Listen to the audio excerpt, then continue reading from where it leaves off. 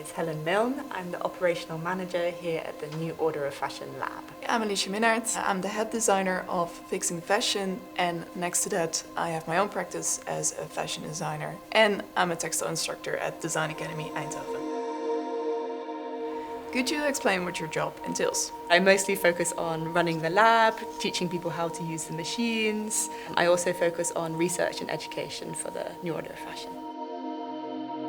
What is the meaning of sustainability in your organization? Sustainability for New Order of Fashion is actually our guiding principle. The lab was built with the mindset that we can really promote and work and research into sustainability. In fact, we go one step further than sustainability and look at circularity. Holistically, how we can produce in ways that are not damaging for the planet, that actually even restore systems at times. Sustainability can be materials, it can be mindset, it can be social. We work across all of these as well.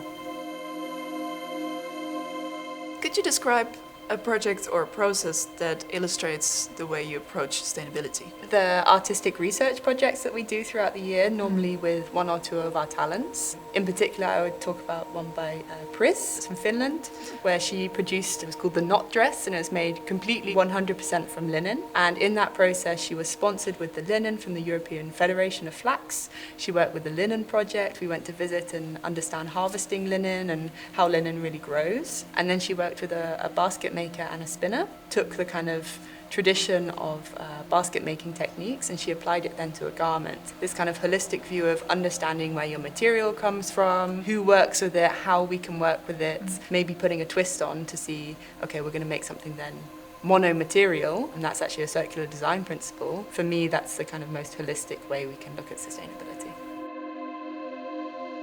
What are your future dreams for the New Order of Fashion Lab? That it becomes networked, so that we work across the EU with other labs who are aiming for the same kind of goals as us. We'd love to support our local community as well as an international community of designers, independent designers, organisations. They can come and use our facilities, and of course to work also with brands, show them the work of our talents and the research we do can really pave the way to conceptually thinking differently about fashion. Which innovations do you think has most potential for a circular fashion future?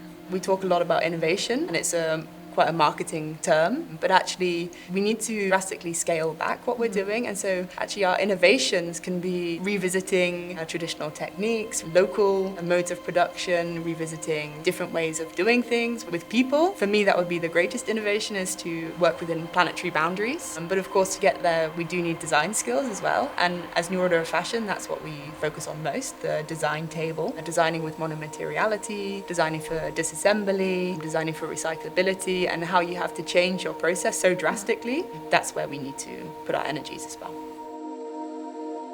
How do you think New Order of Fashion could preserve crafts that are dying out? Craft and fashion are quite disparate as disciplines. Of course, you see it in high-end fashion, in the Chanels of the world, but for a lot of people there's a disassociation between these two things.